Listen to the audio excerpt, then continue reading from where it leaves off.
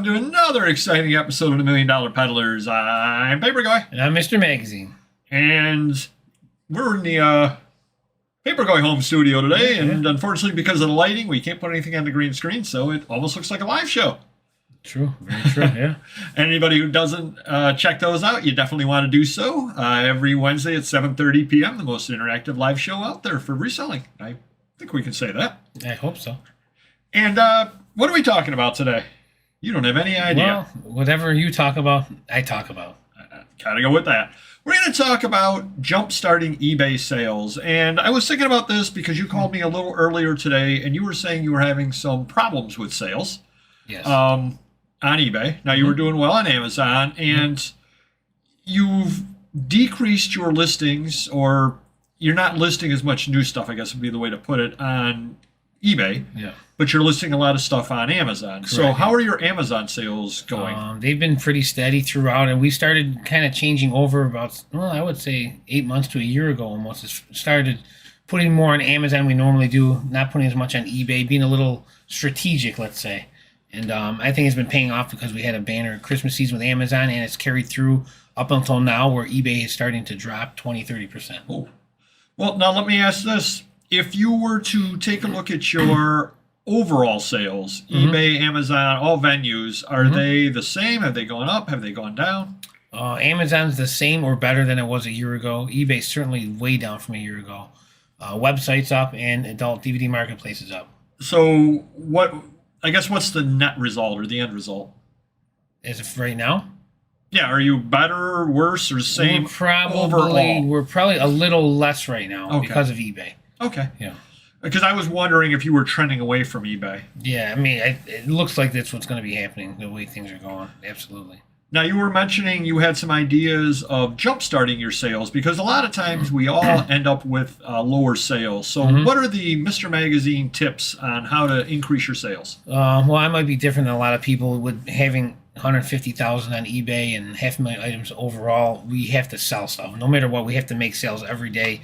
Well, that's not exactly true. That's not the reason you have to make sales.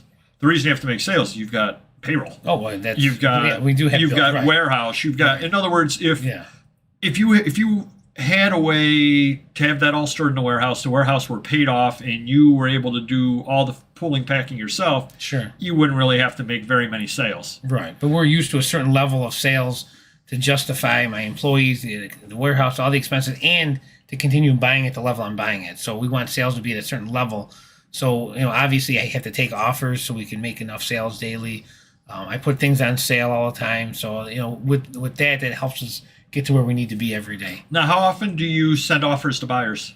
I do that multiple times during the day. Okay. So, first of the year I started doing, once we lost an employee that was doing it, he was doing it every day, and every 3 days over the weekend. I started doing it, 3-4 times a day now.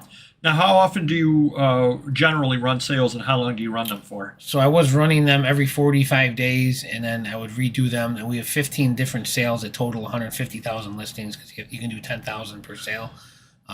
So basically, most of our listings are on sale, except for the high-end ones that are like $500 or more. So, but we run them every 45 days. They had just ended, and one of my employees wanted to run an experiment to see if he can do them in bulk a little quicker, because it takes me 30 to 60 minutes to do it. And he didn't have success doing that, so now we've had 3 days of no eBay sales, which no sales on we know sales, discounted sales on eBay. So our sales are 20% less than they normally would be if we had the eBay sales on. If that makes sense. Yeah. A couple of things to think about. I know that Auction Professor, he runs his sales for 3 days at a time. Now, why do you run 45 days? Just so that it's just time consuming. So, and I just leave them running all the time because it helps me sell cheaper items or competitive items that normally we may be too high priced and not realize it. We don't Terapeak every Time magazine or Life magazine or Us Weekly or whatever. So, well, may I make a suggestion? Sure, absolutely. What friend of the channel, Auction Professor, says that he does is he does a 3-day sale, and the reason why is you get a lot of traction when it first goes on sale. Okay. And then you get a lot of traction, hurry, this sale's over shortly. You got a lot of traction on the back end. So he Gotcha. finds 3 days work well for him. Okay. And the reason why he's not so much putting the items on sale to make the sales, he's making it to drive the traffic so people watch the items of his. Gotcha. And then he does the offers to buyers. Okay. So perhaps what you could do would be pick out a category or 10,000 listings, whatever, however you happen to do it, Right. and just run a 3-day sale on it and and see how see it if goes. you Sure. picked up a lot more offers to watchers off of that. Right. There's no right way or wrong way to do it. Yeah. Well, you never got to experiment. My sales are fine, and I haven't done a sale in 2 years. What I find works for me is listing a lot of stuff, just listing, Right. listing, Sure. and spending a lot of time on keywords in order, raising the price and spending the time on keywords. Right. The problem that you have is that may not work for you, depending on what you have and what employees you have doing it and what those employees excel at. Right. If you've got a bulk lister, if you have that person try to figure out really, really good keywords, it's gonna torpedo everything because it's not what they're good at. It's not what they've ever done before, and it's a steep learning curve. And the other issue is your bulk lister. Roughly, how old is he? Close to 30. 30. Yeah. So you're close to 50, and I'm in my 50s. Thank you for reminding me. What we would know as keywords, because a lot of the stuff that you're giving him is stuff from the 60s, 70s, 80s. Right. Yeah. He may not even have been born when those things come out. So he may not know that Dallas was a big show, Dynasty was a big show, Falcon Crest a little less of a big show.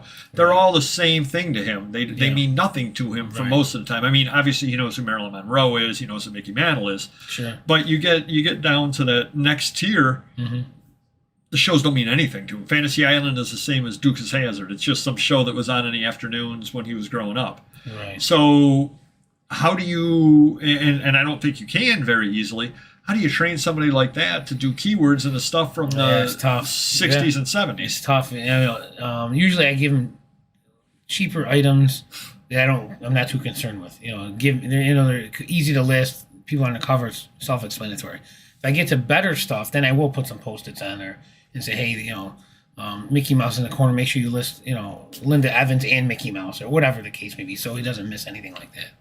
Yeah, and it's tough, especially, and let's say that you picked up a collection of 1890 Scribner's magazines. Yeah, I don't think I would give them that. I was going to say, well, I might flip them to you, though. I was going to say, you could probably nobody, yeah. and nothing against any of your employees. Yeah. You don't have anybody that. I think our computer guy would be good at that just because he finds a way. He'll do a little quick research on it, but other than that, it's not easy. No, it's a whole, and I've spent 20 years in that area, so I tend to know more stuff about that. Sure. But the other side of that coin, if you were to hand me 100 skateboarding magazines, I know Tony Hawk.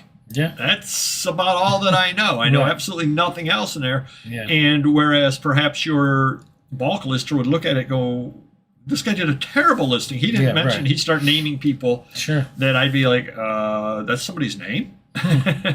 So basically what it boils down to then is you're going to be, hopefully listing a little more on eBay if you can. Actually, I had a light bulb moment, at least for me, I think. Not that it took a lot of smarts, but I said, you know what? Because we just taught a couple employees to list on eBay.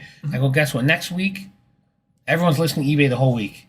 We'll see what happens and see if our sales should increase a lot. Yep. If it does, maybe we'll just keep with that because Amazon's automatic. A lot of the stuff we have on is going to sell at some point. Where eBay, we got to get that 7-day auction stuff on. It's going to sell in 7 days. Right. Well, I think the other thing, too, is it's easier to ramp up Amazon than it is to ramp up eBay. Sure. Because it's easier to list on Amazon. Right. And I think that's what my employees like that. They don't have to think. They don't have to take pictures or scan. It's most of the stuff is right there and ready for them. All right. So hopefully that's given you some ideas on how to jumpstart. And hopefully it's good for you to know that even with 150,000 items, I mean, I hate that you're not doing well, but maybe that give some solace to some of the viewers out there that might only have 500 items, 1,000 items, and they're not doing well. To know that 150,000 items doesn't necessarily guarantee sales. True. If you're not jump starting the sales, Right. basically either through having sales, offers through buyers, but of course in order to do that, people have to be looking at the item and they have to watch it in the first place. Right.